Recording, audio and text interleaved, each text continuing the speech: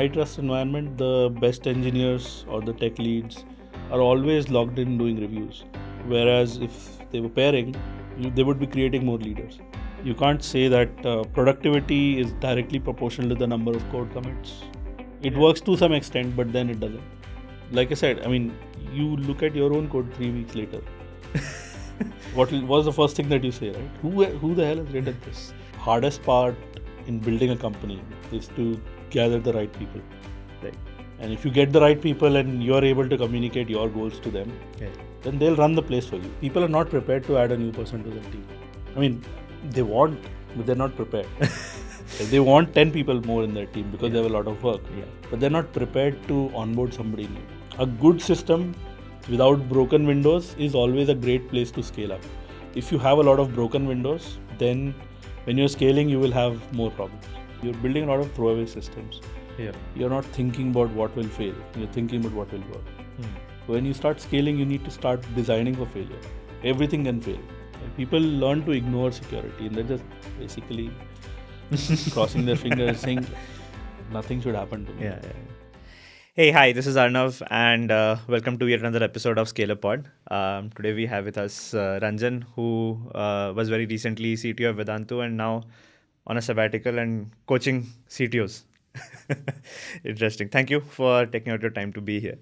I'll start off with generally a very interesting question I ask all of my guests because it's great to start off the conversation with that and I get very different answers, which is what does your usually a day look like? People in the early stage startup to big company CTOs, I get different answers. So now during a sabbatical, what does your day look like? Well, interesting. Nobody's really asked me that. But yeah, so I get up early, drop the kids to the bus, and then a little bit of walking around. And then some days cooking. Wow. Some days just browsing something, learning something new. I read a lot of books. So some days books, some days maybe some new TV series. Afternoons, kids start coming back, so spend some time with them. Occasionally get on a call. That's around hour, 2 hours a day. And how long it has been on the sabbatical for you now? So started July. And after a month, I got really bored out of it. So I started looking for coaching opportunities. So that keeps me going. And that also means I have to do my homework. So most of the day is actually homework. Right. About some of your recent writings, I was just going through the blog. I would love to talk about them as well. But before that, I'd love to know a little bit about the journey so far as well, like back from ThoughtWorks days, GoJek and all. So how has it been like? What have been the experiences so far? Maybe a small summary of your tech career. So I started in 2002. And I joined a company right out of college. And interestingly, that year when I passed out, a lot of big companies in India, consulting companies like Infi, Wipro, they were not allowed on campus to hire because the previous year they had rescinded the offers. Oh, okay. So .com time. So fortunately, I got into a very small company. What used to be a small company now called startup. And they were into building ERP systems for SMBs. Okay. So a lot of great learnings for the first 2 years. Then I thought I'll move on, do something else. So joined another company, which is again a startup, then called a small company, now called a startup. Amazing founders. They actually run Lead Squared now. Oh. So the company was called Proteans. Okay. So again, couple of years over there. So by that time, I was like, I know technology enough, and I should look for, and I mean, obviously naive, right? But I wanted to learn about general software engineering, right? I had heard a lot about TDD and all those things, and those days there used to be these, office meetings where somebody from ThoughtWorks would come and talk about something. Right. And so I just, for some reason, I just went over there I said, "Are you hiring?" And they were hiring. So, so through a process, joined ThoughtWorks. Stayed there for 10 years, did a lot of interesting projects, around 15, 20 different types of projects, different roles, different locations, uh, very rich experience. Right. And then after ThoughtWorks, I was just about completing 10 years, and ThoughtWorks, if you complete 10 years, you get like a big 3-month vacation, right? Yeah. yeah, a vacation. And after that, you have to stay for 6 more months. Okay. So I thought this looks like a lock-in. And at the same time, Ajay, who was with me at ThoughtWorks for some time, he was looking at an acquisition of his company from GoJek. Right. And he called me, and I remember like December of 2015. Yeah. And I joined GoJek in April after that. And again, GoJek close to 5 years. Across the board, like worked on almost everything. Right. Around 5 years on, I felt let's do something of my own. Right.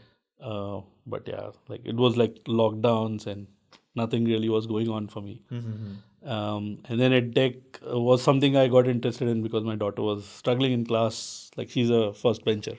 Okay. So attention seeker. So I thought, this is an area where I could build something. And so met a few founders and then joined Vedantu because they said I liked the founders over there. Yeah. And they said they were looking for one person to come in. And fast forward to I think around April last year, I thought I've finished 20 years at work. Let me take some time off and stay at home, be with kids for some time. Right.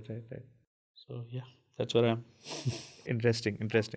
I'd pick your brain a little bit about your stay at ThoughtWorks, and that's because coming from an incident which is, I think, I just wrote a tweet just for fun one day, like, people talk about things like PayPal mafia or Flipkart mafia in India. People don't talk a lot about ThoughtWorks mafia, and my personal experience is a lot of good engineers I have interacted with somehow I trace back, and they have spent a few years at ThoughtWorks, and usually like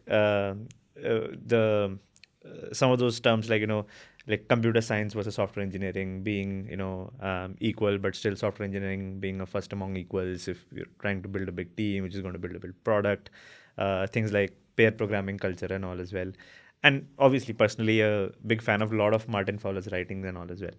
And I've asked this question to some of the other folks as well who have spent a long time at ThoughtWorks. Are there any particular sort of cultural things, or is it a way the tech team grew in that phase in a certain way that makes it like this hit ratio of just, okay, somebody has spent some time in ThoughtWorks, you talk to them and you realize, oh, they have very good engineering sense. How does that happen? I mean, generally speaking, if you look across the industry, you talked about Flipkart and PayPal, right? Like congregation of good people is anyways a great thing for new people who are joining the congregation, as long as the culture is maintained. So ThoughtWorks was, amazing place, at least for me. Right. Because when I joined, like I said, I was like, I'm pretty good. And when I joined the first day onwards, you working with a group of people who are very humble, while at the same time you feel like you're the dumbest person in the room, right? And you do that for 10 years, you you basically learn every day. Right. You want to be better every day. I think some of those workplaces, there are practices and rituals that bind people together. Yes. And peculiarities that you that you almost like borderline religiosity, right? Like the pair programming 5 years back, if you would have said I'm not pairing, I would have basically said I'm not working with you, right? So with age something mellows down, but I think that was the time when we were actually building some pretty complex stuff. So we were not just working on simple projects, right? So they're like complex projects, either made complex because of the way you approach the problems or really complex. And I think some of these things that you keep hearing about, pair programming, test-driven development, continuous integration, all of these come from a little step below, right? Which is like, what is the deeper level intention there is to have a scientific temper, right? So you iterate and improve. Number one. Number two, you avoid human error. So you automate as much as possible. Right. And of course, you add the human aspects of it, which is be humble and respect everybody. So you would end up fighting very loudly with somebody while pairing with them, an evening playing an AOE game with them. Yeah. Happily, right? And come again next day, do the same thing. Right. So a lot of these things actually, obviously smart people. What I personally learned from was, these certain practices and principles, they benefit all teams. Right. And I mean, a lot of, for example, you look at, like I said, scientific temper, right? A lot of agile is actually iterate and learn. Like people have made it to like, 2 weeks fixed iteration and then release at the end of 2 weeks. That's not what like agile is, right? Like agile is basically you continue doing your work, and every week somebody is going to take a snapshot of what you've done. Every week, 2 days, whatever. Sorry, and then you find out where, like, how you're doing. Right. So there's inherent like observability in a way that obviously nowadays is very common, but those days it was very different, right? And then again, like I said, I think people that we tried to hire or people who got filtered in were all interesting people, right? Like I was just talking to somebody the other day. I had gone for an alumni meet. Yeah. And there was like one team where out of 11, 7 people are CTOs right now. And I mean, we were all kids at that time, right? And I'm not including me because I'm not not doing that. So there's a lot of interesting things that we learned, which obviously help anybody. And I still feel that ThoughtWorks is perhaps the best school there is for a software engineer to come up on application development. Right. We're not talking about systems programming and all that. That's not the kind of projects that ThoughtWorks works on. Yeah. But if you're learning about basics of programming, object oriented or functional or whatever, and solving not just the, like you said, not just the algorithmic side or the computer science side, but also understand how software is built, the operation side of software, software engineering person. You get to learn that a lot. So I think first 2 years for me were like quite revelatory over there. It was as good as like, you start your career and first 2 years are probably 1.5, 2 years are where you're learning a lot about programming as well professionally.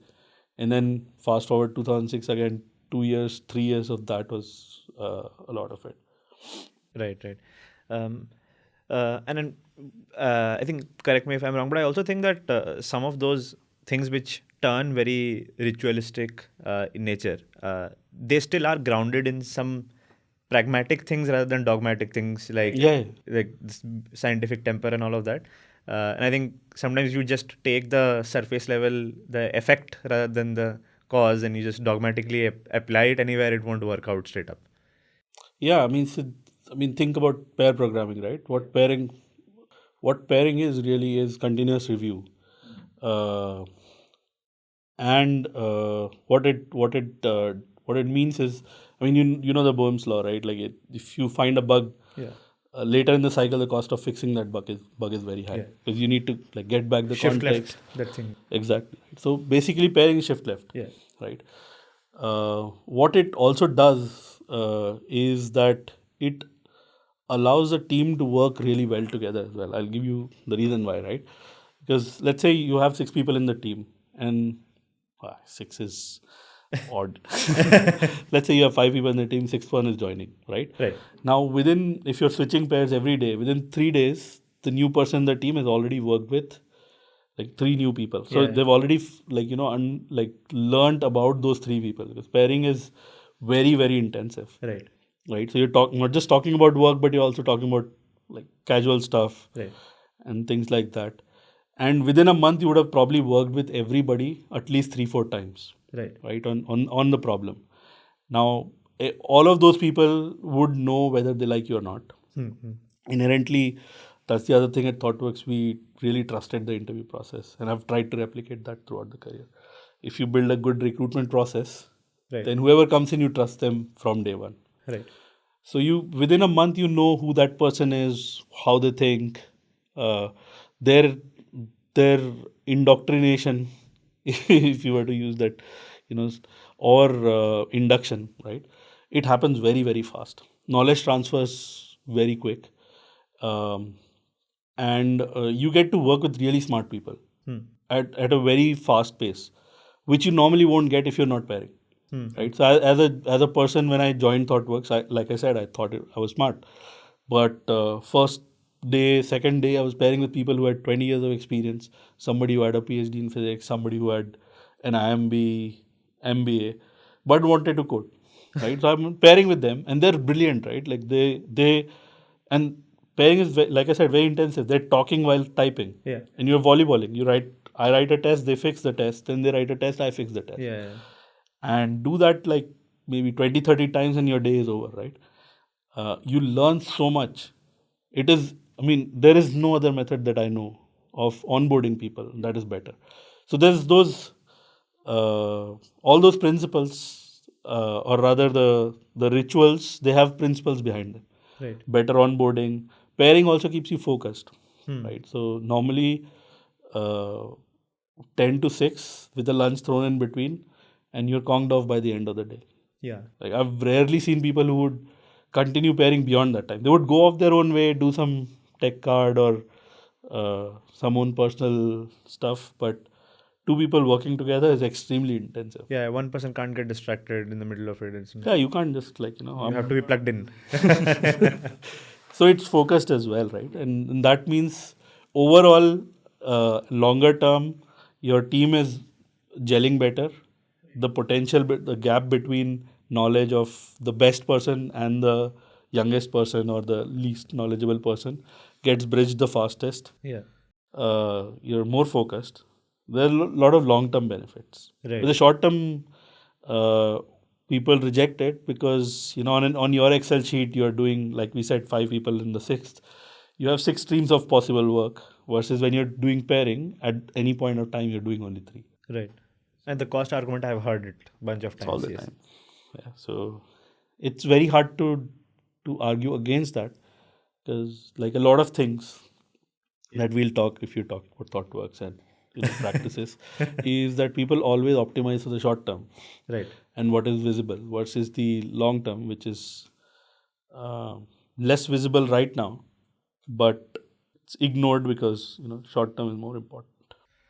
Even on the short term, I mean, I do have an argument on the short term as well. Is I feel the review times reduce because you don't have a separate review time.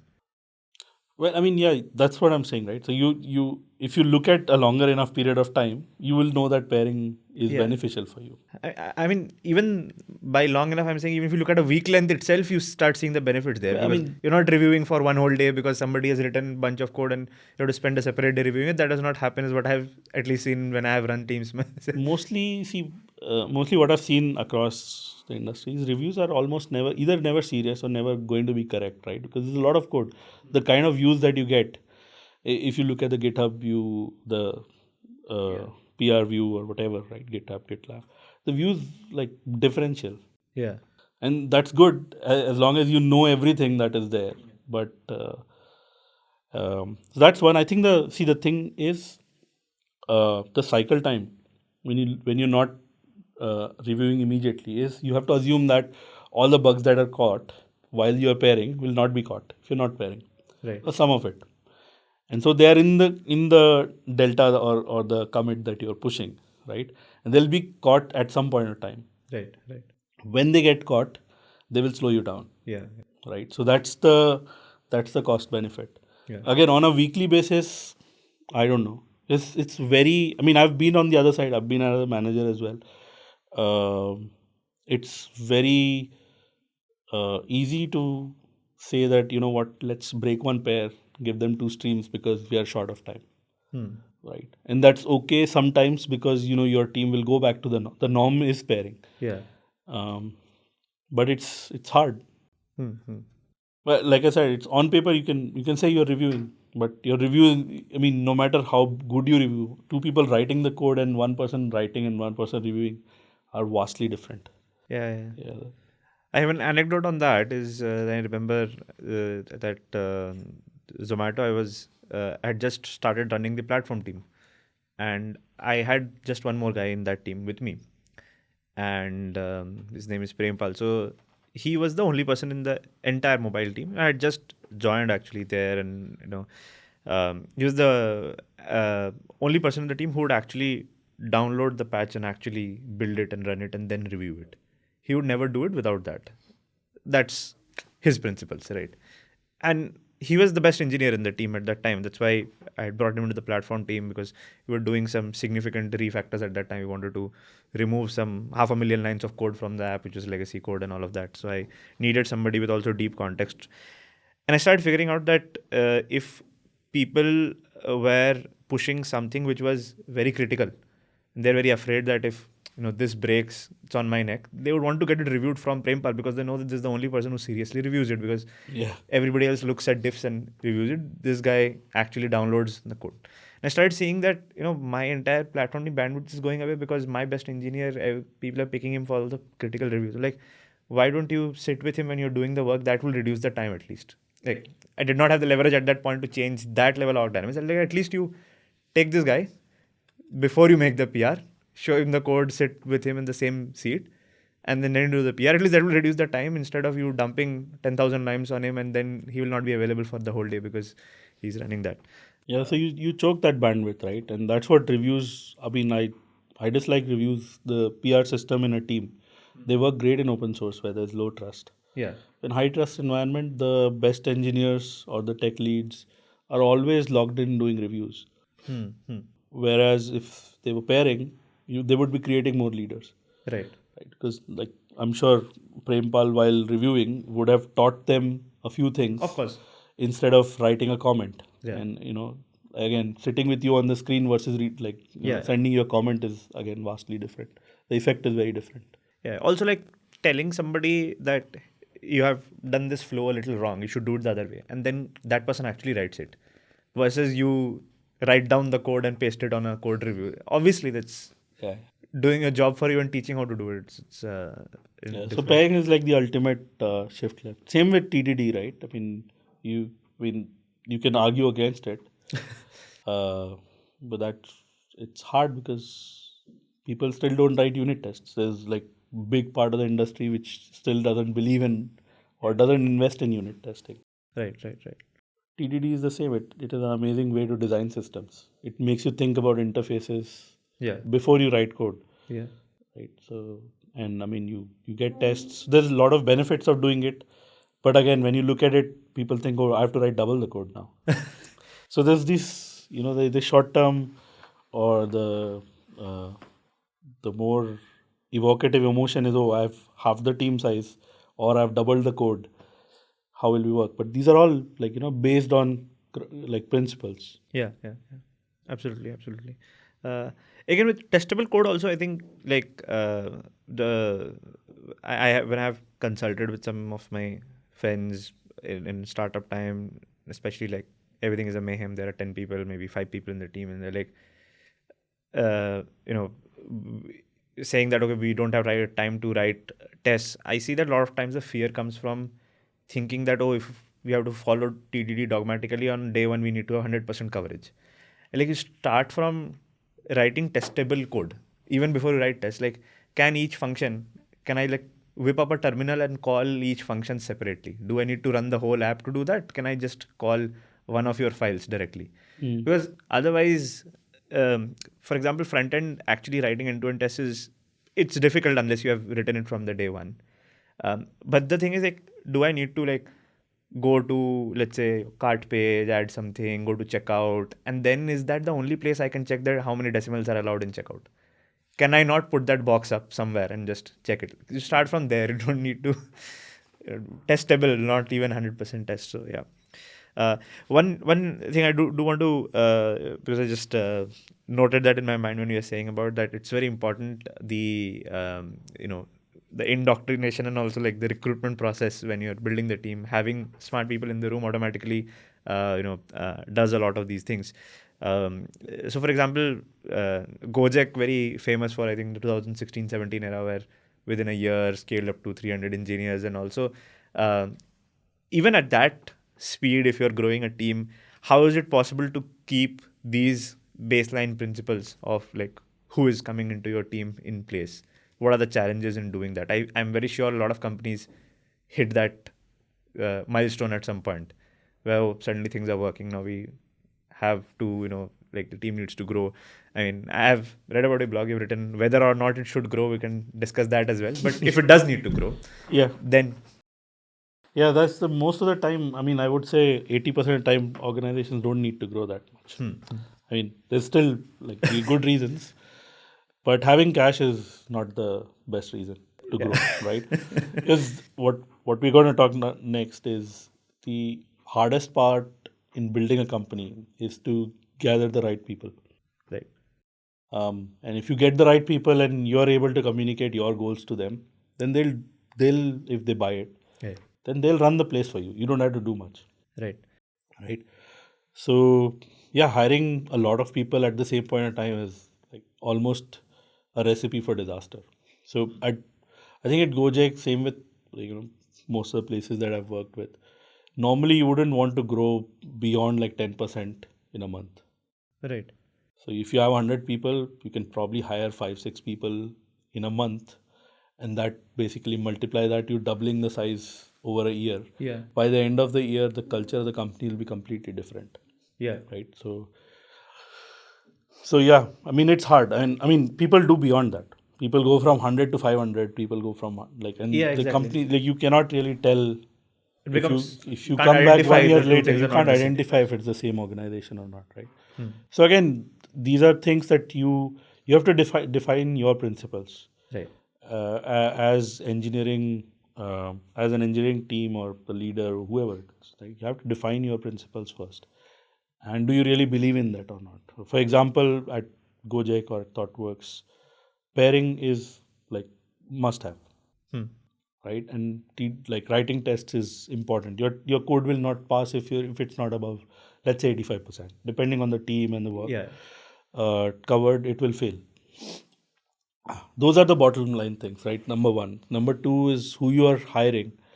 Your interview process should be good enough for people inside to trust the new person who's coming.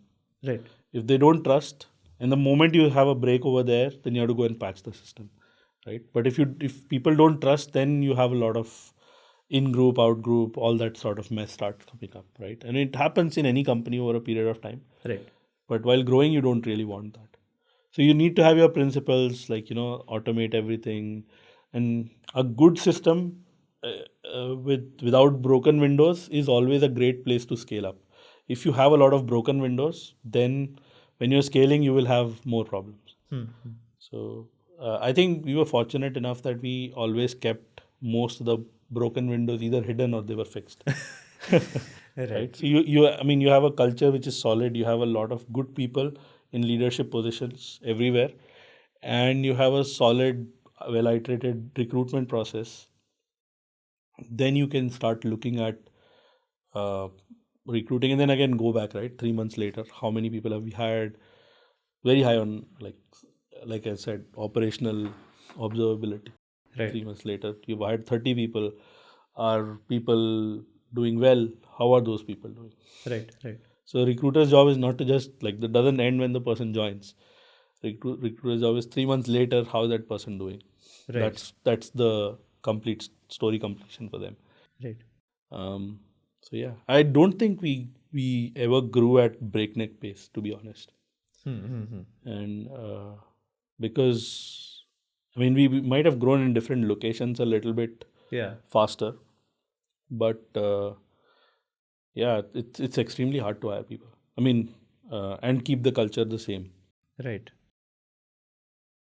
as a like, let's say, about the part where we're saying, and I really like that, which is like your recruitment process does not end when people are joining. The next few months, and then where you're making sure they're assimilating, right?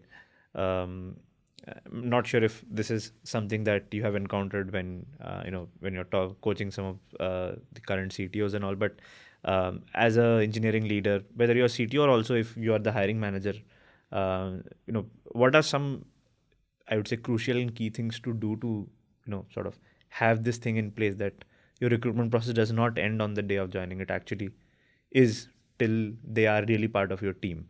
So, I mean, are there any very important pitfalls in that, and also what are things we should keep in mind about that? Yeah, I think biggest problem that I've seen is people are not prepared to add a new person to their team. I mean, they want, but they're not prepared. Like, they want 10 people more in their team because they have a lot of work. Yeah. But they're not prepared to onboard somebody new. Right. I think being prepared, the first thing is you need to know what will the new person be curious about, what should they know when they join your team, right? Simple metrics like how long does it take for them to make their first commit, right? So my metric was first day they should make a production commit, and with a pair, not alone. And by the end of the first month, they should have had 5 one-on-ones, and so all of these things are simple things that you can enforce, right? That they need to have one-on-ones. Right. You need to have decent amount of documentation as well. I'm talking about mid-sized company. Right? Smaller companies, you don't need this. They are on the table. Everything is in their face, right? Talking with the founder and the leader itself is great for them. But honestly, even that doesn't happen. So I think that's what I mean by preparedness, right? How do you want to onboard a person is an important dialogue that the leader of the team and the founder or the CTO should have. Right. For freshers, it's a completely different story, right? So like ThoughtWorks and at GoJek, you've talked to Sidhu, right? He used to run boot camps. Yeah. They have like a good, very intense 6-week to 8-week, boot camp where people learn everything from programming to SRE to human aspects, everything. And they do a project towards the end of it. So I think any lesser, and I feel uncomfortable onboarding freshers. Right. I think the other thing is more cultural, because and that also depends on your company culture. If people in your team are not humble, then no amount of work that you do will not be a pleasant onboarding experience for anybody else. Right. So having that, being humble as a cultural tenet, coaching and people to be like that, right, goes a long way. So a lot of people, like I've seen, do well is they assign somebody as a pair, right, to onboard, so that the new person always has one person who they can go to and buddy say, program kind of things. Yeah, exactly, right. And so I think that's important. I think when I say documentation, I just don't mean I have reams of like docs in Confluence which nobody's going to read. Right. But like I said, things actually, just if I were to say, if the new person gets a new machine, checks out the code, is able to run all the tests. Yeah. Most people that you're going to hire are smart enough to figure things out from there on. Yeah. The problem starts when they check out something and it's not.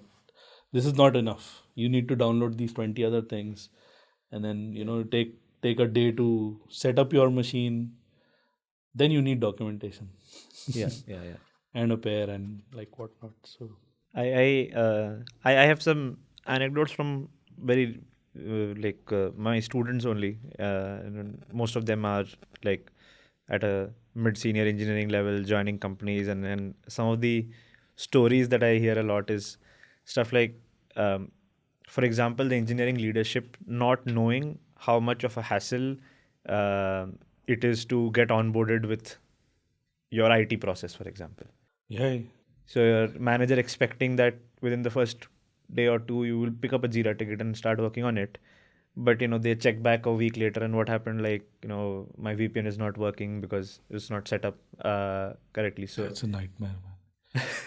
So I think this is the part where I feel, when you're scaling, right, complexity and complicated things don't scale. So you need to bring simplicity into everything. Right. This is one of those things. I mean, aspects of it, one tiny one, but that's what came to my mind because I've seen this happen. And the one solution that we had was we used to send a laptop 1 week before joining. Yes. And obviously, because not everybody can afford to do that, we had money, and and the effect of that was we never faced that problem after that change in the process. Instead of sending the laptop a day after or on the day of joining, and this is like lockdown time, right? Right. Or to just send that over. Always make people join on a particular day. This is batching. Batching. Yeah. And batching works wonderfully well. I mean, Ajay somehow came up with that idea once, and we were like, why were we not doing this before? Because then you can have a small, picnic kind of a thing. People come in Monday morning.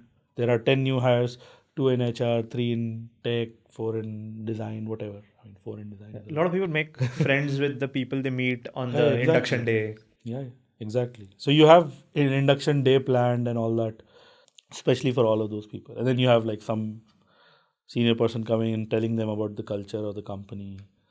So it's a good festival kind of a thing. It also gives people a little bit of thing to think about, right? Yeah. Instead of like, oh, I turned up at an office and now I have a laptop. There's nobody to talk to me about.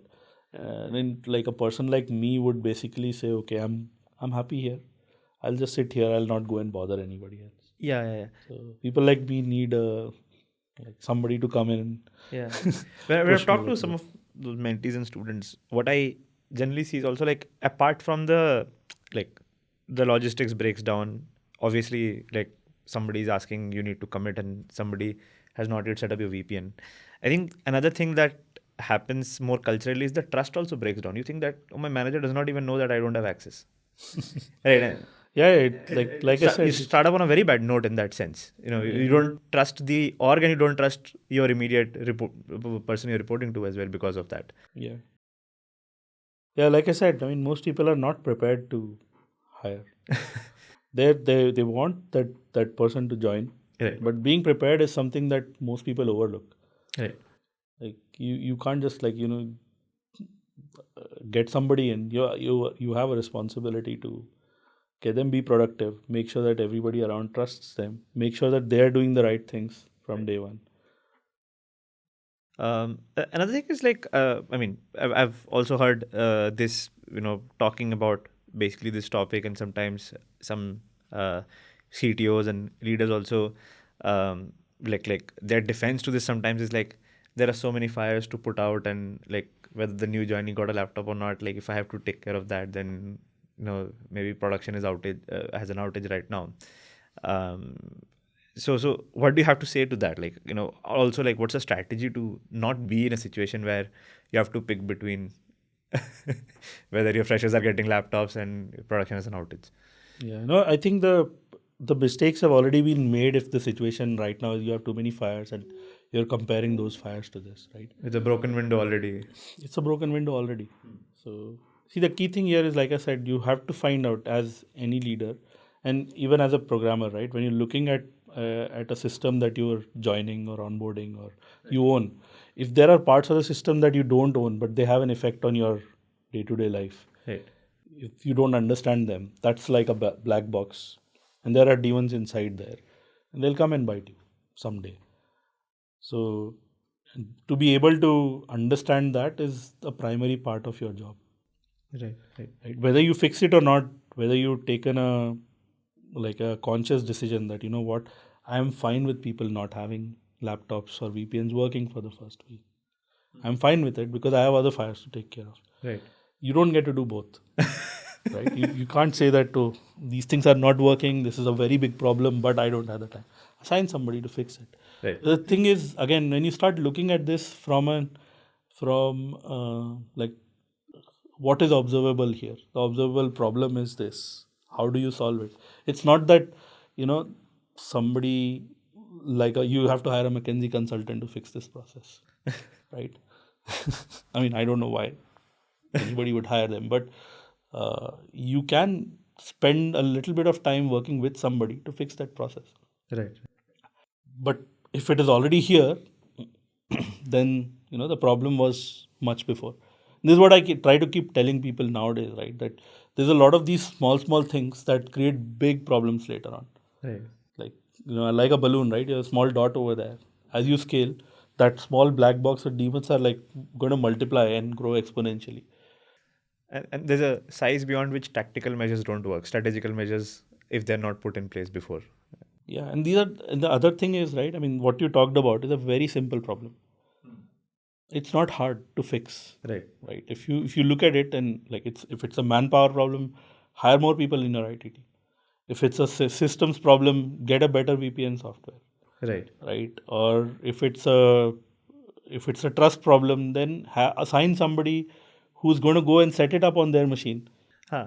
Right. Or set it up before giving them the laptop. Yeah. Like there's 100 ways of solving that problem. None Right. of them are very complex to do. Right. You just have to tell somebody to go and fix that problem for you. Right. Which is what basically a job for a leader is, right? It's not how, but who. Most of the time, you have to figure out who is going to solve this problem for you. Right. They're smart enough. They will fix it. You don't have to say, oh, I have 5 fires. Yeah. 5 fires means 5 people are there looking for those fires. Your job is not to go and fight them. Although the instinct always is to go and fight them. Get the 5 appropriate firemen. Five appropriate firemen, or 10 if you need. Yeah. Where do you put more water? Where? Again, metaphors. Right. The other part, another thing I would make a good segue from here. I think when very initially I talked to you about coming here and you're talking about can discuss about scaling. Just coincidentally, name of our company also comes from scaling engineering, right? And then with scaling, the reason I want to talk about is actually to give a background is a lot of people who are starting off their career in tech, junior, early, mid engineers, come with a very strong conception that scaling is about how your system scale, how your tech scales, how the code scales. Right, add more microservices, have a beefier EC2. While I mean, after talking to people and after burning my hands in various ways, I see that things like how Conway's law takes effect, and it's a lot about if you have to build a big product, you have to build a team that can build a big product. You can't just go ahead, and how to build a big product also comes with how to build a team that can build it, right? So when things scale in the most general definition of it is that users are increasing, let's say, or your revenue increases, you raised a new round, what generally the world means by scaling, right? For an engineering leader, whether the top guy, the CTO, or even your VPs and all people who are responsible for the tech team, to be able to cope up to the scale. I would not say to scale the tech team necessarily overstaffed, understaffed, all of that. But what are the things that more on a process, culture, team side of the things that you need to do in this phase when scale hits you, basically, right? Yeah, I mean, normally if you have PMF and by definition, you've got some people who want to buy your stuff, right? And you want to build more because if you're going to stop building, then what you have you are happy with. You don't need more engineers to maintain all that, right? So you're thinking about building more stuff. Yeah. And what you're going to probably end up doing is you're going to build a lot of stuff, 80% of which may not even be sellable, right? Hopefully 20% sells and you get 100 million more users and stuff like that. I think for there's some very basic things that I'm looking at my failures and I'm looking at failures that I'm seeing across and telling you.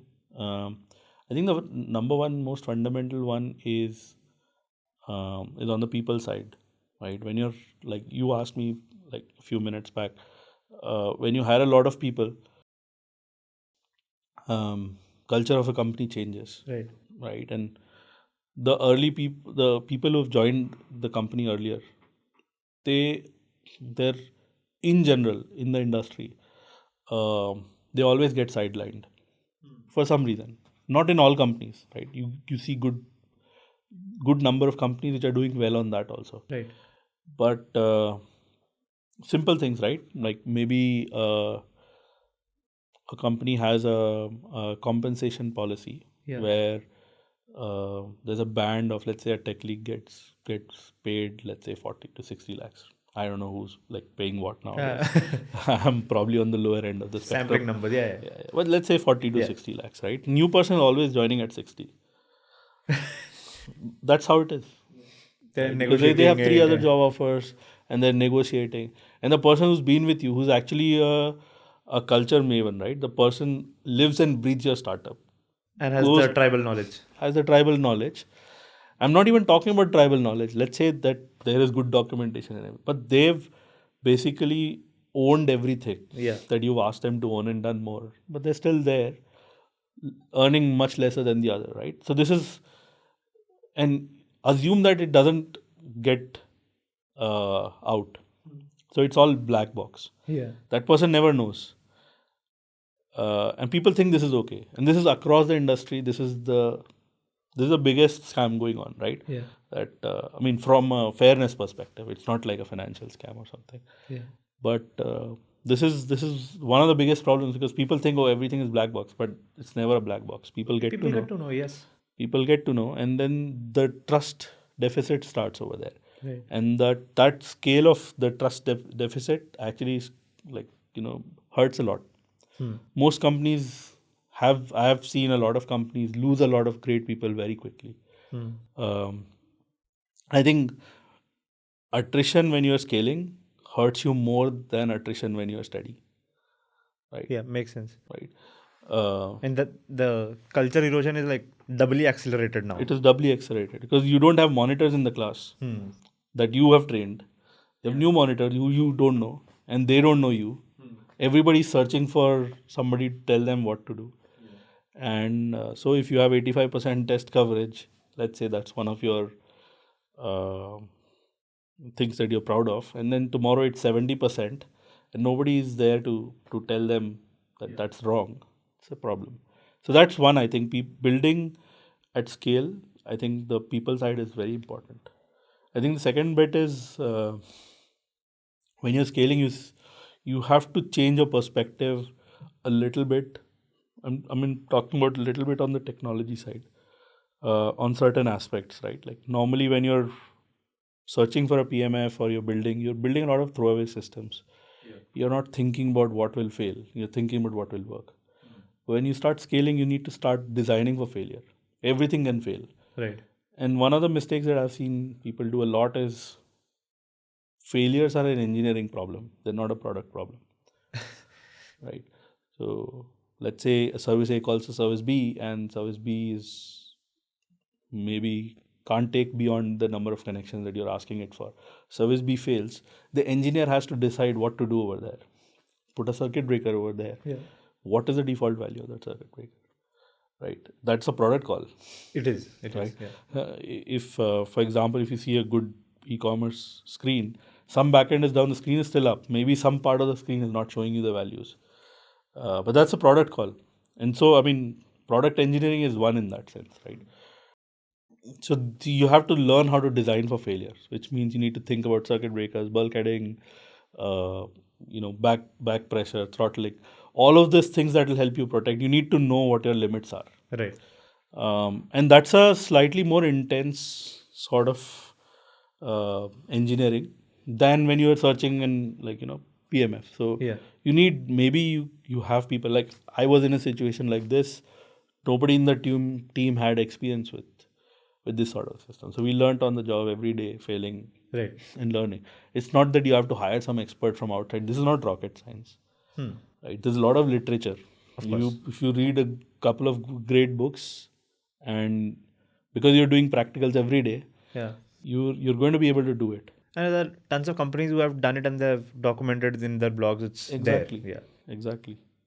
But what tends to happen is people say, okay, let's get somebody from outside.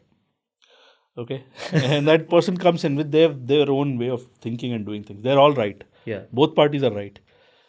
But the glue is not there. So that's why onboarding somebody senior is at a scale level is very hard. Right. You onboard somebody, if you're lucky, you onboard somebody before that, or you let people do that. I mean, unless you have a person or a team which you cannot trust when you're scaling. I mean, that's a much bigger problem, anyways. So I like to think about it from that perspective. Right? You have stages in your growth, and when you're actually going up like crazy, like 5% week on week, or even 2-3% week on week, you need to trust your people. Also, I think when people who are airdropped, it's easy for such a person to say that this has been built the wrong way and this is how it should have been That's built. the first thing. It's a There's natural. zero skin in the game, and I always people say in that- your team would most likely suggest that this is how we can fix our existing system. Yeah. Right. See, it's always new person coming in like I said. I mean, you look at your own code 3 weeks later. What was the first thing that you say, right? Who the hell has written this? Yeah. Right. So it's very easy for everybody to discard the crowd that has built stuff, discard the values, principles, everything, because obviously when you're airdropping somebody, you're pumping a lot of confidence in them, saying, you know what, as a leader, I give you 100% this thing to go and change anything, so on and so forth. But like I said, if you're lucky, then that person is somebody who's going to observe and do things, right? Not start acting on their instincts immediately, unless of course there's a fire, then can't do really anything. Yeah.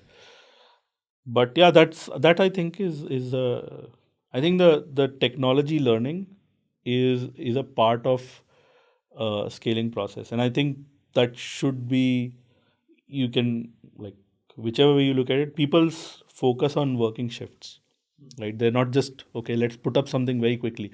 The hustle is not just about putting something out to a customer quickly. Hustle is more about, how do I ensure that I've designed the system for failure, right? And obviously it has to look good and everything. I think the org structure thing also is very important. You talked about Conway's law. I think as you grow up, right, the cost of failures go very high as well. When you're a small startup, you have 10 people, 20 customers. Yeah. 10 people is a lot, but yeah, let's say 4 people and 20 customers. Your failure is not really going to cost you that much. Small failure, maybe, like, domain goes down for a day. Yeah.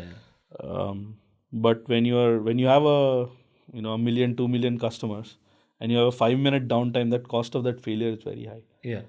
So again, when you're thinking about scale, you have to start looking.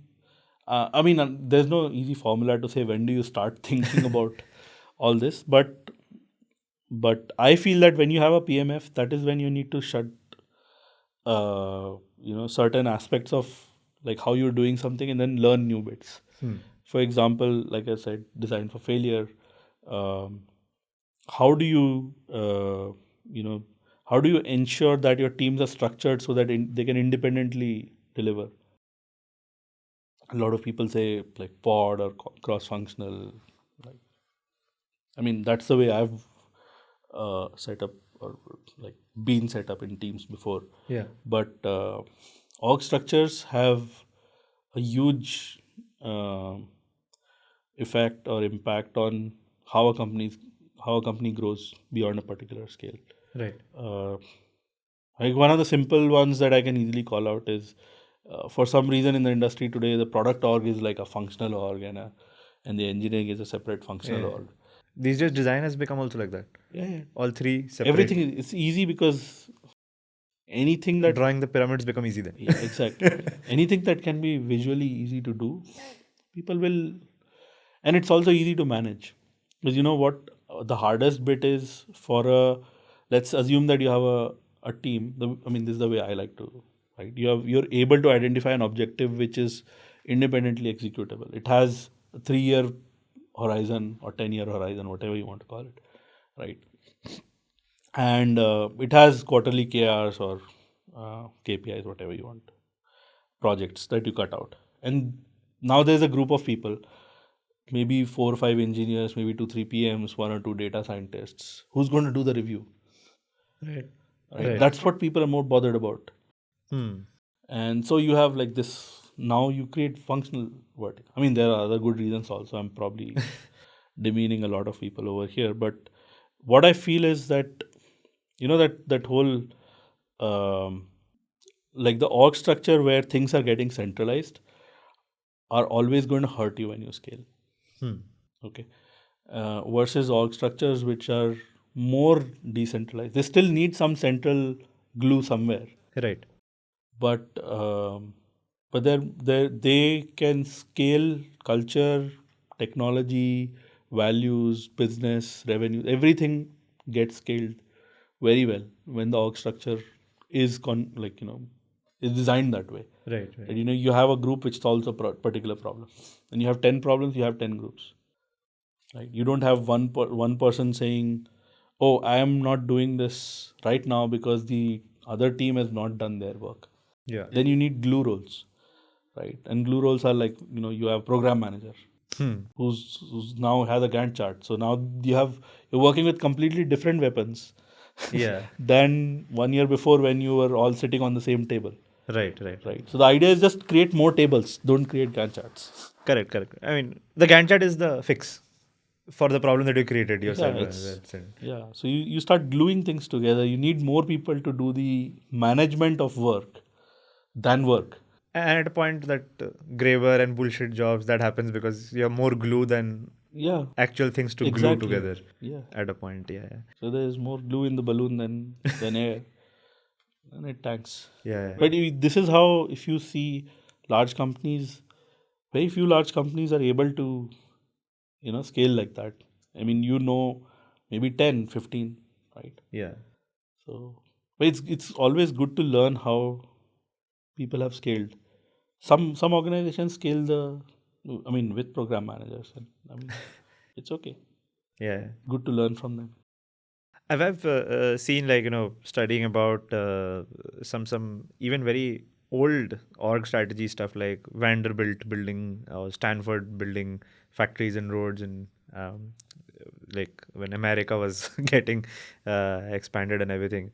One of the things, like this pod structures, for example, actually relate very much to like having units with general managers, and then it has historically been actually successful in a lot of places where you have a team of people where okay, you need to dig, so there's a person who's digging. You need somebody to lay railroads, there's a person who's doing that. You need somebody to do accounting, you have one person like that, and you have 10 people who need to run one town maybe. Yeah. And there's a general manager of that town. So and like I have seen startups somehow come up with that as well, in terms of pods, where a pod has an engineer, a designer, a product manager, and then the pod is represented to the leadership by whoever is the adult in the room. Yeah, exactly. Could be the designer, could be the engineer, whoever is the adult of the room represents the pod to the leadership. And I've seen, interestingly, the thing is, like, places where this happens has not been happened by design. It has just happened by accident. But it works out well. Yeah. So, like, one of the things that we started talking about with is ThoughtWorks, right? A lot of people who come from ThoughtWorks, this is how our teams used to be. Right? There used to be an adult in the room, and there used to be like a bunch of subject matter experts, if you may call. Right. So there's no functional leadership. Correct. There's no CTO in the org who's saying, that I'm only owning the technology side. There's a CPO who only owns the product side. Right. There's no such thing, right? These are small pods. The key here is to understand that org design is a solution to a communication problem. And the communication problem being telling the person who's doing the work what is the work that they should be doing, and what are your standards of quality, what is the expectation in terms of time and user experience, right? So that is what, when you look at an organization, if it's usually customer focused, then you're probably cutting down your goals from the customer perspective. Let's say you're saying something like, my system is more available let's say you're building a payment system, right? You're more ubiquitous than any other. So that's your objective, right? That you will build all sorts of integrations with 20, like all the banks possible, Yeah. all the payment systems possible, and you will be everywhere. That's your objective, and then you have a team to do it. Every person on that team, when they join the team, they know what because the objective for which they're working is ubiquity. Yeah. That everywhere that payment system should be available. The user should never feel like, oh, I have to use something else, Right. or I have to use cash. Like as a payment system, cash is the ultimate competition. Always. Right? So, and you need to be able to divide it in such a way, the objectives in such a way that they don't clash with each other. Let's say another one is growth and ubiquity. If you're dividing work pretty, like if this way, then you have a team which is focusing only on growth. And let's say their focus is to get as many people in with the least amount of cash burn. Right. The first group and the second group don't actually create work for each other if you divide it well. But if you have this plus, then you have a product team and then you have an engineering team. Now communication gets it has to go through so many hoops for a person to actually see what their primary job is. The primary job for that person in the ubiquity team is to increase the number of access points that are available to a customer. And that should be the thing that they think about day in, day out. That's their only goal. And the moment you start saying, oh, I have a matrix organization, that person's now got two bosses. Now they have confusion, right? Do they listen to that the person adult in this room or the adult in that other room, right? So that's how I think I feel that up to a particular size this grows. I mean, see, honestly, I've never really seen organizations beyond like 4,000 or 5,000 size. And beyond that size, I'm sure that the organizations that have scaled, like maybe Google, Facebook, they have that sort of a structure, right, where they have functional leaders.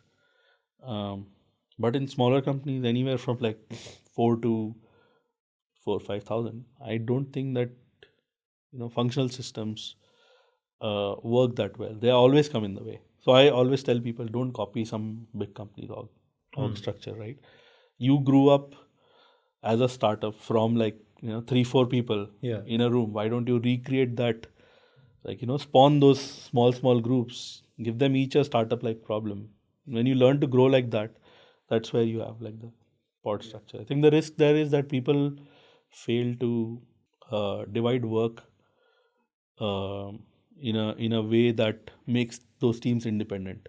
So then again, you need glue roles. Right? Like somebody to go and say, have you done your work? Okay, now this team can do it. If you divide make them independent, then they're not bothered about dependencies. There are other risks as well. And then you've worked in a platform team before. So sometimes also like unavailability of showing growth paths to people can sometimes be a sort of challenge there, which is a contrary problem. I get it, but it is there. Like no, it's a big problem. It's one of the biggest risks with that structure, because if you are a developer as the adult in the room, the product manager is not going to like reporting to that person. So there are ways to solve it, right? Like the way we tried to work on this was, there's always a senior product person in the organization who is responsible for the functional growth of the whole product team. Right. But their job is to be the auditor and the coach, not the manager. So that line management is almost in the sort of religiosity perspective that I was talking about from ThoughtWorks, right? Line management is a very sanctimonious job. So you're not just responsible for a goal of that team, whether you're a VP or a director or whichever level you are. You have a goal. You have to get your team to achieve that goal. It's like Ford and his factory. The line must keep rolling. Yeah, exactly. So I think in pods, like my very limited experience in seeing success in how that gets mitigated is like splitting out manager-mentor responsibilities. If you are like unable to like make people understand that managers and mentors can be different people and have both things available to people as well. Yeah, exactly. Create a framework where they can have where they are learning more about their craft and the person who is like doing the performance review need not be the same people. Probably can be argued should not be the same people as well. Yeah. See, different places solve it differently. I'm just saying that there is a solution out there if you want to do it. But it is a risk. If you ignore it, then you will fall into a problem. Right. But at the same time, the key thing here to understand is a bad structure now, like I keep saying, is going to kill you now. You'll be dead 3-4 years later, right? You will not know.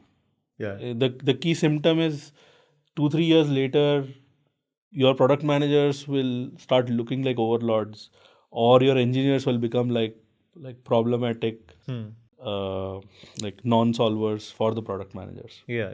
Or you will see queues and queues of work being built up everywhere in the cycle. Right. Right. The product manager will basically say, "Oh, what am I doing here? I don't have a team available." Yeah. And your engineering group starts looking like an outsourced organization altogether. So if you remove that organization, hire some 200 new people, Yeah. you would assume that nothing will change, right? Or you end up with some level padding problems I've seen. Like you've created rules like L5 can't report to L5. So Yeah, I'm just balancing talking about out practical with stuff, right? Then you, when you have to do something, you know what you do, right? You go to the founder and say, "Okay, boss, I need this right now." And the founder is like, "Okay, maybe 2 or 3 red cards in a game to show," right? They will jump in. They'll say, "Okay, this is the most important thing." Now everybody's going to do that work, and it's going to be very high, like on focus. And people will talk about it. It will become like legend that there was once a time where 20 people pulled out like 20 nights together to solve this problem. It's good, but it's not sustainable, right? So this is what I try to identify and work on. It's always good to have legend, right? But boring is best. Boring and focused on learning is better than late nights, random random pulses in work. Right. Sometimes very high, sometimes nothing. It's just all of this is, like I said, it's org structure, communication / org structure sort of problems, right? I think other than that, there are some very specific things that people ignore and then learn to ignore. Right, we talked about the tech side a little bit, but security is another one. People learn to ignore security, and they're just basically crossing their fingers, saying nothing should happen to me. Yeah. But obviously, things will happen. Yeah. So again, like I keep telling people, like you've hit PMF, start thinking about very basic stuff, right? If you can't hire a security-minded person, get people to start looking at OWASP and simple things. Right? I think, and personal opinion might be wrong on this, but I feel like security should you should work towards as early as possible for a bottom-up security culture rather than have like a security team. Like I will save the password in plain text, security team will hash it. So it's not how it works, right? Yeah, it doesn't. I mean, see, the thing is, people should. This is one of the things that I keep harping on a lot. What is really a product problem and what is an engineering problem? There's very small number of actually engineering problems out there. Most of the problems are actually product problems. The engineering problems are there, but they're like engineering operational issues. Security is a product problem. Performance is a product problem. Performance is not like just engineering's work. And so this is, again, just to tie back to the org structure issue. Now, if you have a functional structure, how much work should engineering spend on performance? Versus like who do you go to, right? These sort of very comical situations start coming up where people stop thinking about customer. They start thinking about 20% of the scope will be with engineering, 80% will be with product. What? It's nonsense, right? So, but yeah, I think security people ignore, and like I said, they pray that nothing will happen to them. Right. But it's good to have somebody in the team who has suffered, because I mean they will tell you what to do. Yeah. They'll never forget. is what I'm trying to say, because everybody else is forgotten. So when you're getting more and more people, I think it's important to like build that muscle. And like security, there's other things also, right? People, you need to start, as you grow in the number of people in the organization, you not need to start looking at developer productivity, Yes. or team productivity, and the observability of the whole product engineering org. Yeah. Right? How much are you doing? What do you invest on? Week on week, are you producing more bugs, less bugs? What's your turnaround time in recruiting? There's hundreds of numbers out there. Figure out what, but it's just that when it hits people, they've already gone past the stage where they could have fixed it. So now it's a bigger problem. Right? The recruitment, like simple things like recruitment process, fixing it when you're 500 people is going to be extremely hard. Right. Fixing it when you're 30 people, when you've just hit PMF, it takes maybe 2 days for you to do. Right? Just gather everybody in the room, say, okay, what are the kind of things that we're going to check people for? And that's our culture from now on, right? Right. So there's tons and tons of things like that that we ignore. I think the other one that I see a lot of people who are successful are adhering to budgets and tying things back to budgets. That's another one. I mean, it's probably was not in flavor maybe 1 or 2 years back because everybody has a lot of cash, right? But so one of the things that we used to do was find out the server cost per transaction, right? Running Right. transactional system. And so everything that you do, you could basically tie to that. Say server cost of per transaction, people cost per transaction, and say, okay, if you want to do this big refactoring, how much will the cost change? Right. Right. It's easier to sell to finance and CEOs and all that. Yeah, of course. I was just, I think yesterday, for gone for breakfast, and was having the same conversation. Like, I just uttered this that you can't be like like say that I'm just doing engineering and I don't know where my salary comes from. And somebody just quipped that like last couple of years you could do that. You shouldn't do that, but yeah, I mean that model of having, let's say, it fascinates me a lot, like reading about like the industrial revolution era in America, for example, and telling about the railroads and all. I think that was very important. Like the GM is usually also heading the P&L of the business units, and that makes him the adult in the room actually, because if you are accountable to that thing at the end of the day, Yeah. then it's not like a year later there is a surprise that, hey, all of the things you're working on does not contribute to profits of the company. That's why we are cutting down your team. It can't happen if you're always accountable to the P&L for each pod in that sense. Yeah. And I think, see, the thing is, in today's world, it's very easy to do it continuously. Everybody's got BI reports for the number of transactions they're doing. I'm talking about transactions, you could say orders or hours in the class or whatever your favorite KPI that you're trying to improve is, right? Yeah. And you say, okay, give you a simple example.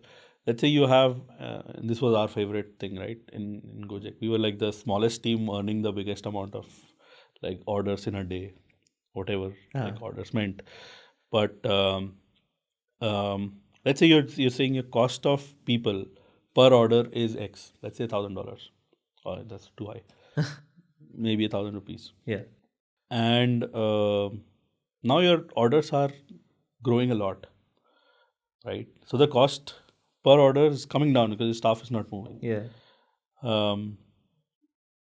You can reason with that data. You can say, okay, do we need to build more things? If we need to do more things, I have leeway within my budget. Yeah. I have created that headroom Correct, to do right? that thing. The other, which is more interesting, is let's say your number of orders are down, like 50%. Are you still, as an organization, are you willing to take the risk for this additional cost that you're spending for how much time? Again, I'm not saying take immediate knee-jerk reactions. Yeah. But makes a difference. knee-jerk reactions sometimes are needed on the cost per transaction side of things, not the server or infra or whatever cost of things. When you're doing, let's say $1 million and 1 million orders a day, $1 million a year sort of a cost, and your order volume goes down, that cost is where you start having to work. So the scope of work actually goes away from build more features to how to do cost saving things. Right. But if you're not observing, what happens is you're always reacting. So somebody in the organization should look at it. Is what I'm saying. And make those informed choices. I think the best thing that it helps, at least from my perspective, a director or a VP should be looking at that and saying, here is an initiative that I will run, which will reduce the server cost per transaction by X. Or here is a new feature that I'm building, which will increase the number of transactions by XYZ, whatever number. And therefore, I need an input cost to move it up. So there's always a good way to use financial or economic baselines to do certain things. Because otherwise, what tends to happen is, and you were right, 2-3 years back, people were like, let's go and build this. Yeah. Right? What we used to call the potty seat idea barrage, right? Yeah. Like some leaders like get up in the morning, sitting on the seat and like, oh, I got this new idea. Right? And then everybody's going around and building it. Nobody's questioning. So adhering to budgets, right?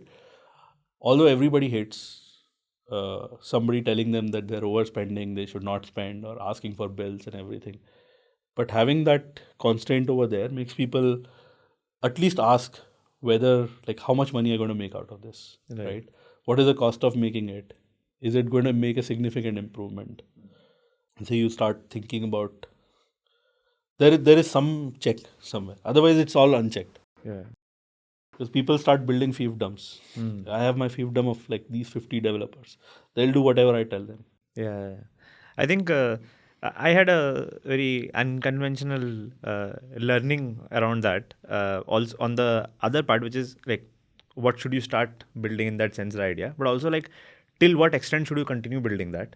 And the interesting part was like, there was a phase where I was sitting very near to where the CEO sits. And the CTO was like all the way across the room. So just because of geography, the CEO became more accessible than the CTO for a certain few months. And then like running the platform team is like usually, most of the things you talk to the CTO, like there's some, engineering refactor to be done, or, performance, reliability, security, those kind of things start coming to a bucket. But sometimes like your team comes up with an idea that, hey, we should, let's say, reduce the size of the app, and that's why a lot of people, initially it comes from bottom up from the team. We should do it just because we should reduce the size of the app. Why? We are free. We have work to do. Reduce the size of the app. And then, you just bump into the CEO and say that, oh, my team is thinking of doing this. And they will immediately ask like, why? And you have to give a very dhanda focused answer rather than a, exactly. Because engineering wants to do it, that's not a good answer to give to the CEO. Maybe you can even say that to the CTO and he might even say, okay, fine. But you can't say to the CEO that, okay, my team's morale would be better if they reduce the size of the app. You have to say that, okay, what will get out of it? And okay, maybe a plausible answer is, okay, my hypothesis is the number of people uninstalling the app will reduce. Right. And that's good enough for the CEO to say that, okay, start doing it, fine. And then the team draws up 6 different points of action that, we'll compress some images, we will reduce legacy code, we will remove some library, etc. So like you do Pareto and you pick up some of the easier tasks, and you go to a point where, let's say, the size of the app is now half and uninstalls have reduced by 15%.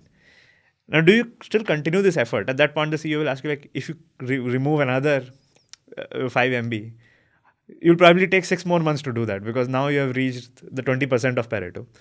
And then how much uninstalls will you reduce? Maybe 2%. I don't care about that. Stop doing this and move on to the next thing. Yeah. So that was very, I think, thankful to that, I would say, geographical circumstance, because of which ended up learning this thing that also, like, projects, whether or not to start them, also whether or not to continue doing them. Yeah. There should be an objective decision-making frameworks. Again, great companies always have a uniform one, whether it's sales or marketing or engineering. Always a uniform decision-making framework. Where, I mean, there's still the leader has a capability to take a risk, right? But the framework is there to tell or help them make the right choice. Right. So in this case, for example, your decisions based on some data or some hypothesis. As long as you have something like that, it's great. Right. So that's another thing that that's missing. Right. One, I would say, final aspect that I do want to cover, coming from, because right now, just a few minutes back, we were discussing about org observability, like what's happening in the org and all. And I loved reading from some of your blog articles about this Slack aping and the Reinman principle in work and all. So I'd say, like, in both in terms of prevention and cure of this thing, like, how do you, like, make sure that it does not happen in the first place, like in general, like productivity falling off, right? And also, like, if it does happen, like sometimes by the time you set up the observability measures, things are slightly wrong already, so you need to sort of fix some of those things. What are generally, like, in a growing stage startup, what are some of the things you have seen work out, both in terms of prevention and cure around this thing? Yeah, I mean, basically the idea there is that when you have a lot more people solving a particular problem, then some of those people will, like, basically perform lesser than what they could perform. Like I said, it's how you divide the problem. I think fundamentally that is what almost every leader's primary job is. Right. You, like I said, it's not like it's not how, but it's who. Who's actually going to solve this problem for you, and that basically extends to teams, right? If you, like, normally you would have heard things like 2 pizza teams or 1 pizza team and stuff like that. That's actually a great solution for it, right? Because you have a goal. You have, normally in the industry, you'll see people quite well capable of dividing problems into like a 3-month piece of work for a 12 people team. And that's a great solution because you have a small focused project like a Fellowship of the Ring, right? Yeah. You have a journey to take. You have these many people. They are on a quest. Yeah. And then when they come back, you have another goal. You can shift and swap people around and do stuff.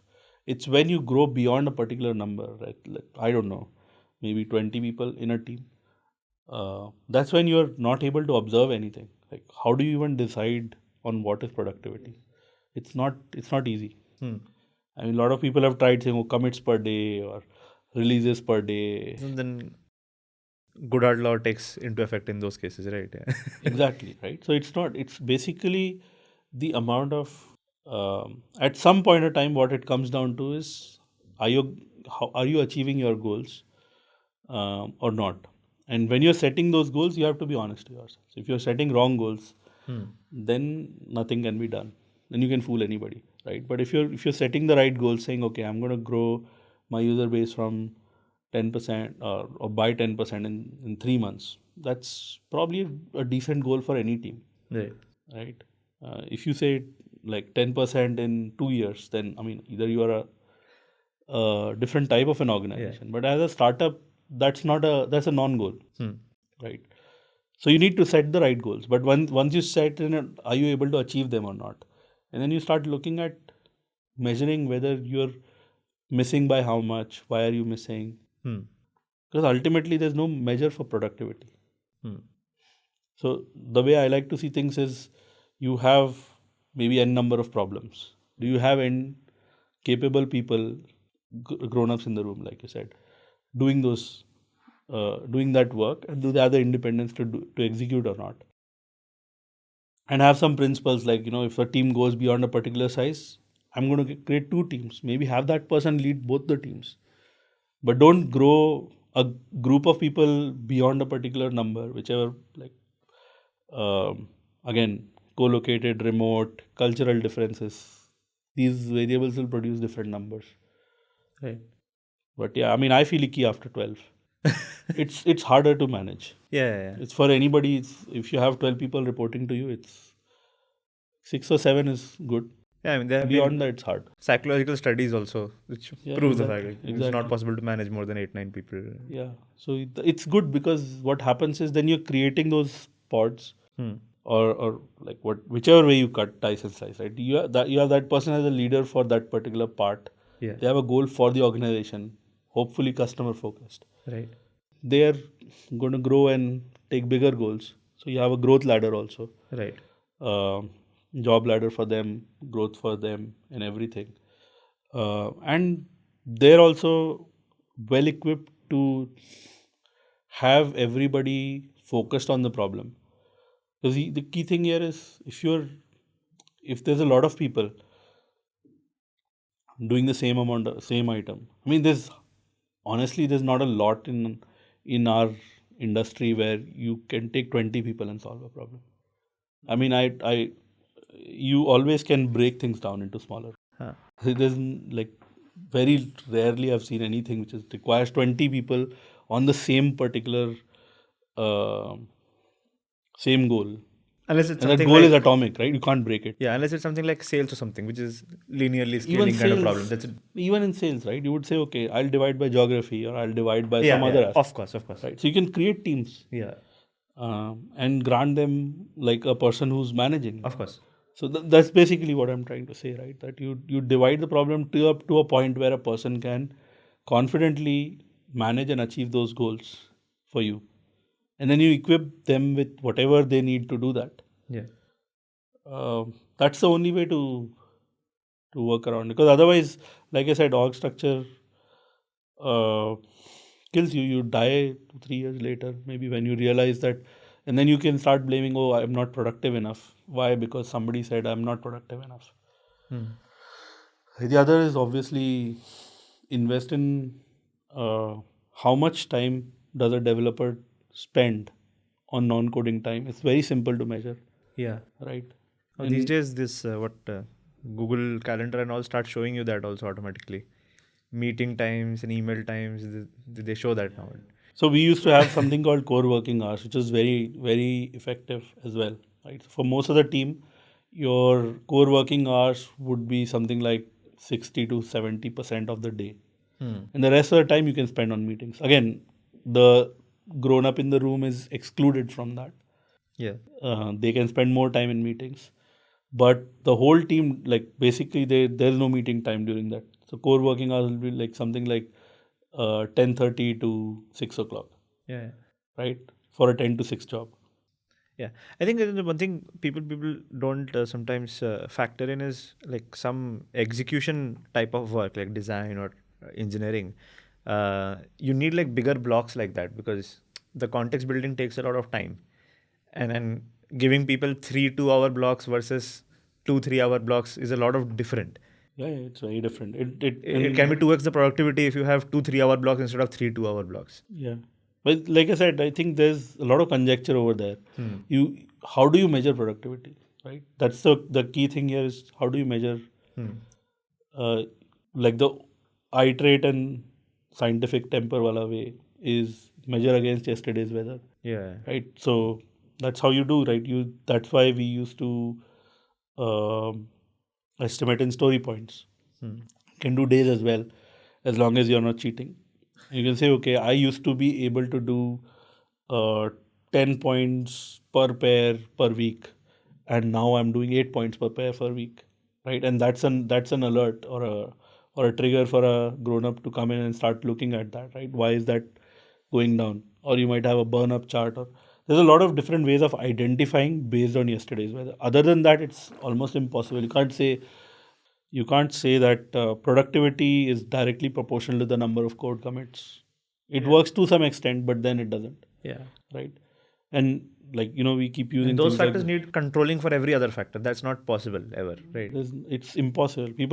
For a long time, people use velocity, which is another big like area of learning for a lot of people. That velocity doesn't really measure productivity. I mean, it's good to that you're able to understand that your team is doing X number of points or days of work, but the quality of work is also ignored in that number.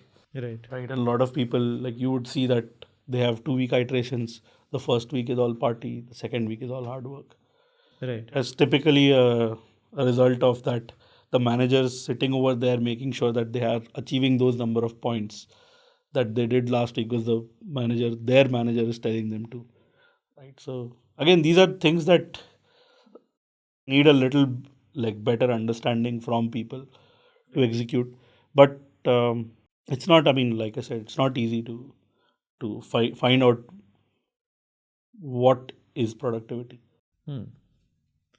Also, I've noticed one thing is in at least fairly smaller companies, even if you're till 30, 40 people, one thing is like a very important part I feel about org observability is like everybody in the team either would have some individuals reporting to them or maybe a pod is reporting to them.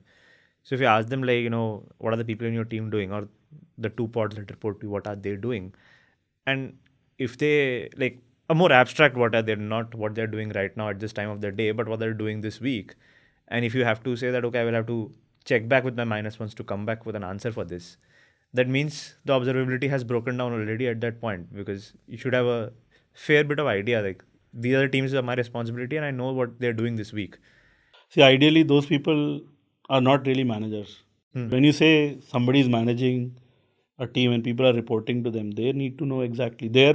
See, this is where I said like being prepared. It's the same thing, right? You're not prepared to be a manager if you don't know exactly what people are doing. I'm not talking about micromanagement. I'm talking about knowing what they're working on. Yeah, because these are resources that you own, and if you don't know where your resources are today being spent on, Exactly. then you are not really owning those resources in any meaningful way.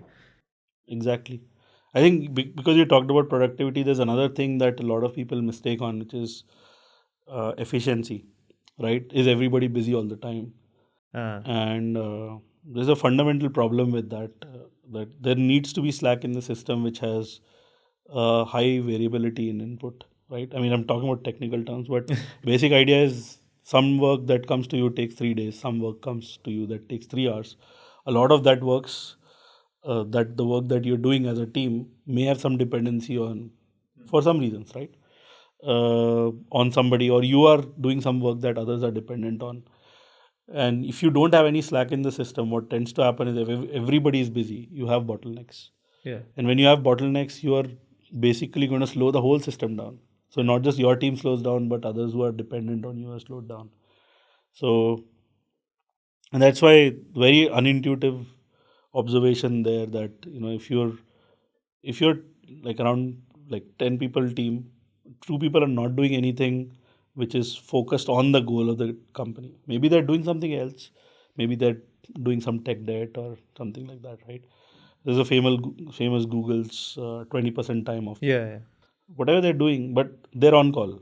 On call in the sense that when there is need for a new item of work that needs somebody, they will be there. Yeah. So it's almost like, I'm running at 80% capacity. I can go up to 100% if needed, but I will forever run at 80%. But that Slack is your disaster management capability. That is your creativity bandwidth. Yeah, I wouldn't call it disaster. It's basically, it comes in play much more often. You don't want disasters that often. But yeah, it is your variable capacity that is well in your control. And there are people in your team. They're not external people jumping in and then doing some work and then going away. And those teams I have seen are far more productive. When I say productive, what I mean is they're able to achieve the same goal much faster because they're not blocked. And when I say productivity, I also mean that they're not idling. They're not doing unimportant work. So if you look at productivity / efficiency in the industry right now, if you cut down unimportant work, most of the teams in any company you choose, very few companies are actually always focused on doing the most important bit for the organization. It's an output outcome problem. Yeah. Exactly. There's a lot of output, right? But the teams that are doing only for a particular, like focus on goal number 1 for the company. Yeah. Goal number 4 and 5 are like mixed with 20 other goals, personal agendas and stuff like that. You cut them out, you cut that work out, your teams will be far more productive. Makes sense. Again, very vague, abstract idea of productivity. But I think some of the like things that prevent from this happening is also what I've seen is when a team grows a little too fast when they're not prepared. Maybe like you said, that's the reason is a lot of times you do turn some of your very strong ICs into managers just because they have been there for long, just because they have the tribal respect. So it's easy to turn that into an leadership position. But either they are not effective in it either because they don't want to manage, or they have just not been coached enough to be able to manage. Yeah. Which is something I see far more often. I think the latter is more common, where people see. I never wanted to be a manager, and I was a pretty mean IC most of the time. I was pretty mean to people, but you can learn things. Huh. You just need the support, and I got a lot of support. Right, like again, at ThoughtWorks, at GoJek, everywhere. I think with support, people tend to become better managers, Right. even though they may not have started on it. Right? I'm not saying go and force people to do it. That's something that I'm like vehemently against. Right? Every organization should have an IC track, like period. Yeah. But when you're promoting somebody, you need, again, this is all the same thing. Are you deliberate? Right? A lot of what I'm talking about is, as an organization, is your culture focused on being prepared and being deliberate about doing something versus whatever comes, I will deal with it. Yeah. And Just this because you is have brought people in, so you need some managers, you just annotate somebody as. correct. And this is one thing that you will see. I mean, again, this is, I've not seen too many instances to be very confident about this. But if you see people who are running their second or third startup, they're far more deliberate about things. Right? They're not just about tech, but about like, when am I going to set up my sales team? How big will that sales team be? And things like that. Similarly, from the engineering perspective as well, right? What kind of job ladder are you going to set up? Uh, when will you do it? And so on and so forth. So this all is basically boiling down to the same thing, that are you deliberate? Are you prepared? If you're promoting somebody, you need to have a training program. Right. And I'm not saying classroom training program or anything. It's just that you need to have a mentor associated. Right. Like when you hire people, you need to have a due thought on what will you teach them when you promote people. It's not just management, by the way. When you promote an IC from a team to a group level sort of a position, when they're the IC for 3 or 4 teams, Yeah. right? Technically in charge for, let's say, one particular area. Let's assume that they own the security for the whole organization as an IC. Senior most Senior security most engineer. Yeah. security engineer. It's very different from being in a team, Hmm. right? Because being in a team is you have to understand, being in a team is, you get implicit support from everybody in the team. Good teams, not mean teams. In good teams, you want food, you can just tell somebody, like, I'm just giving a very dumb example, but if you want somebody to cover up for you, or if you want to learn something, just go to the walk to the other person and do. Yeah. But when you're alone as a leader, this is like the people keep talking about loneliness and all that, right? To an IC, it comes much earlier than a manager. Yeah. Yeah. Yeah. So senior IC falls into that alone position much.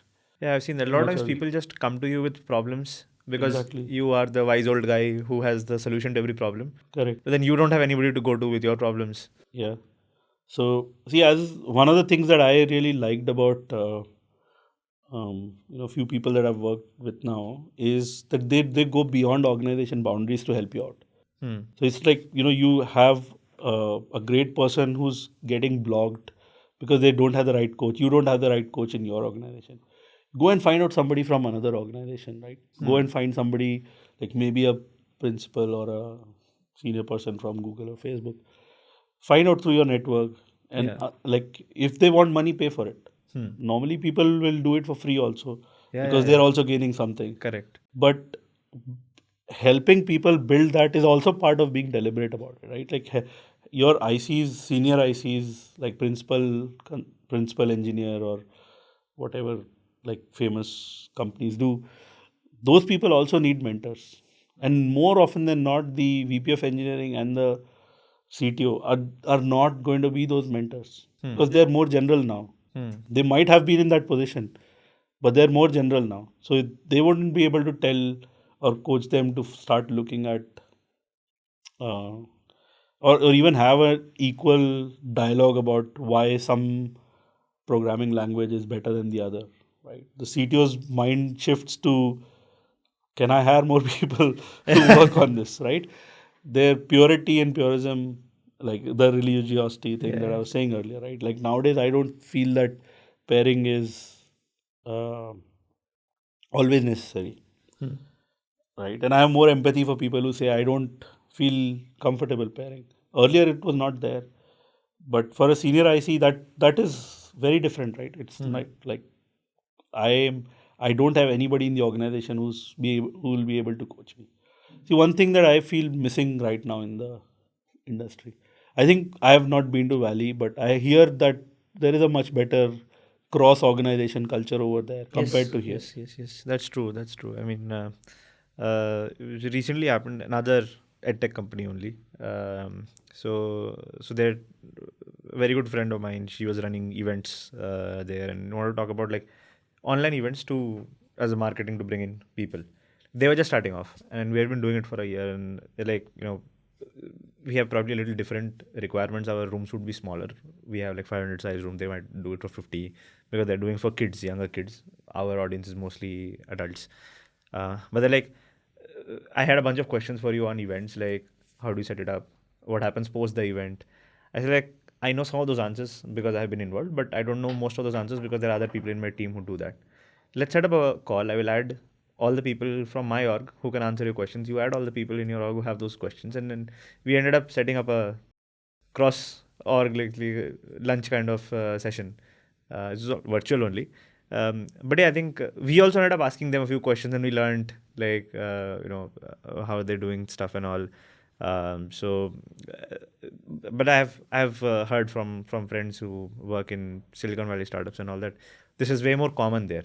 This is fairly exceptional to happen here. But yeah, I mean, if this we develop more, obviously. Yeah, I mean, you see, good organization always have checklists for this, and they share them. I mean, I won't mind sharing my checklists, for example, like onboarding checklist, right? How do you onboard one person, or how do you onboard a manager, or how do you onboard a VP? Three different things. Yeah. Once or twice you've done, you should be able to write it down. Right. How do you promote somebody to be a manager? What are the 10 things that you have to do? Right? If you ask any person to do it, they will do it. Any leader, any one of the like people that you've had here, or anybody leading a decent sized organization will be able to write it down in 15 minutes if they have the time. Yeah. But that's not something that happens very often. Once you start doing it that way, then you see that your organization grows a little more evenly. There's less luck, right? You're not waiting for somebody to come and onboard themselves. A lot of people will not be able to do it by themselves. Like I keep saying, I mean, if you put me on a table with 10 people, unless they come and talk to me, I'm not going to talk to them. I'm afraid of everybody, right, on the table from day one.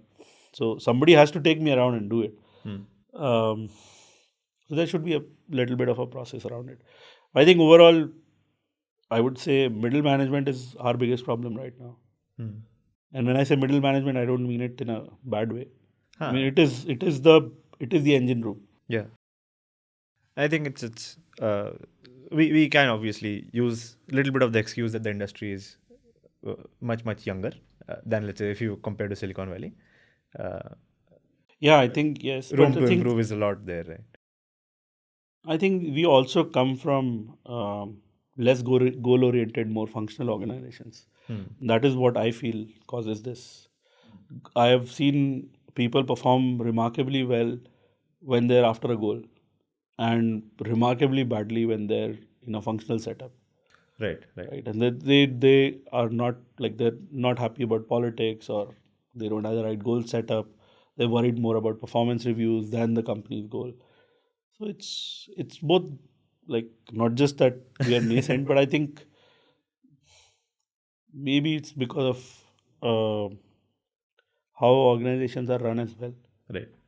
But hopefully, in the next 3-4 years, we'll see a lot of great people who are learning, Right. and they'll get coached and they'll get support. I think that's one thing that I really like about the last at least 3-4 years is where organizations have, for some good reasons and some bad reasons, they've decided to now treat people well Yeah. and invest in people. Yeah. This is like again as against earlier where you are on your own, but now people spend time on you. Right.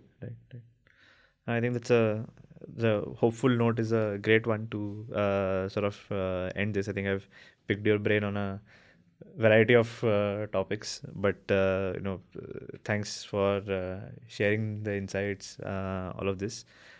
Just on a parting note, so what's next? Anything planned? You're saying you're bored with the sabbatical enough, or not yet? I don't know yet. I mean, honestly, I would love to work on a good challenge. Right. So I'm trying to figure out if I can do something myself or join a group. Okay. Don't know. But yeah, I think after you stop coding 18-20 months, you're outdated. I think it's the same thing That's with I actually write more code nowadays because I can. Ah. But when you stop working in a team and you stop looking at a goal, right? And you're only meeting good people. You start losing the tricks or rustiness comes in. So Right. yeah. Okay. All the best for either finding an idea or finding a team. Either way. Thank you. Awesome. So once again, thanks for coming.